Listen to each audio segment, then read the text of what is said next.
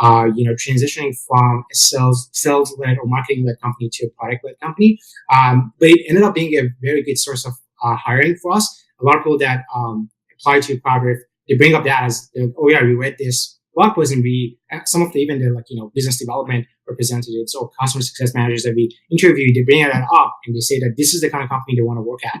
And the idea there was that, the one thing I noticed again at a lot of big companies, even like amazing world-class companies like Google or Shopify, is that at the end of the day, you have this set of engineers that end up making all the decisions, right? I'm an engineer myself. I know that we tend to think that we know everything. We're gonna, build it, and then we're gonna bring it to market, and we think it's gonna do really well. But at the end of the day, as a product manager, as a software engineer, or as a designer, we don't know all the different aspects of the platform and the company and what customers are asking for, what prospects are asking for, what are the pain points that they've identified. And one of the biggest things that we do at Cloudrift, or we did initially, was we identified our critical events. So we said that these are the events that we care about inside our product. These are things that align really closely to our value prop as a company and what we sell to prospects and what we tell our customers and what we sell to our customers. And these are things that we want to focus on. These are things that we always want to optimize. So we focus on those, and that helped us a lot to not get distracted with all these shiny ideas that do not really align with what we do as a company, and would give us more time to optimize those key workflows. The second thing was having a framework we use a very similar framework that was introduced by Intercom around RICE, reach, impact, confidence, and effort. We kind of took it a little bit. We used the ICE version of that, which is impact, confidence, and effort. So based on the OKRs that we have for the quarter, we essentially measure the impact of every idea that we have in our backlog, and backlog based on how much impact is this feature or this new functionality or this improvement is going to have on any of these OKR objectives that we have. And an idea that might not be a good fit for this quarter because of the OKRs that we have might be a great fit for next quarters, for next quarter to be developed. So that's something that we do, and it helps us a lot. It helps you with the hippo problem. The highest paid person might have a different idea, but at the end of the day, they're bringing their opinion and their feedback into this framework that you get to have a say on the impact of this feature and how what the impact is going to be for this thing. But at the end of the day, we are looking at the confidence. Do you have how confident we are that this is going to have the impact that we say it's going to have? Do we have the data to back it up? And then at the end of the day, the most important thing is effort. You can build the time machine, but it's going to take forever to do it. So what's the effort level for this feature or this new functionality that we want to work on? So by using ICE framework, we take a lot of bias out of the equation and really focus on how valuable is this idea to our business.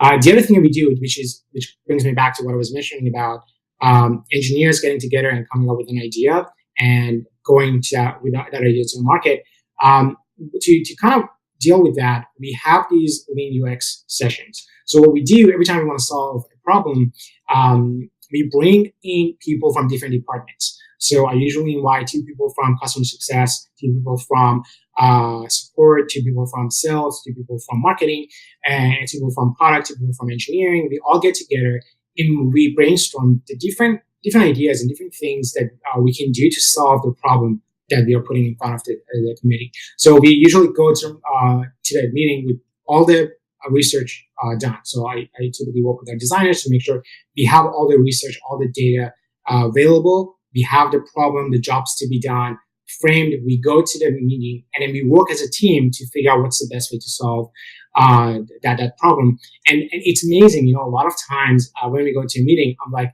well, it's obvious the best way to solve this problem is by doing it this way, right? But what I don't realize is that because our customer success managers, because our support team, because our sales team, they're working so closely with all these customers and prospects, they know so much about all these different attributes of the problem that we're trying to solve, and they have really amazing ideas. So it is incredible the kind of solutions we come up with when we putting all these different people from different departments together and have this cross-functional team collaboration. And that again has helped us to be a product-led company. And people that interview with us, the applicants, they bring it up. They're like, as a customer success manager, I want to be a part of the product development. I want to have my feedback, being considered as you're building a product. And that's something we do. Again, that we usually invite different people to different business problems we're solving, and it has worked really well for us. And the other thing that we do, we demo early, we demo often. You can't really work on something for like weeks without showing it to the rest of the company, and then release it. So what we do is we demo early, we demo often, even if something is not in production. We have staged that feature. We still go out, we still demo it to the team, and we are open to any kind of feedback. Things can, we can have arguments and things going on. So usually during our show and tell on Fridays, we demo it. And I mentioned that at the end of the show and tell, I can take any questions at the end. So I talk to people one-on-one to make sure you're not having really long conversations around a feature that you're working on. But we demo early and demo often. And again, that has worked really well for us to bring a lot of transparency to the rest of the company so they know what we're working on, but what challenges we're trying to solve. Those are the things that, again, I think are essential to building a product-led company, that, the entire organization, they know what you're working on, why you're working on that, and there's full transparency around the entire process.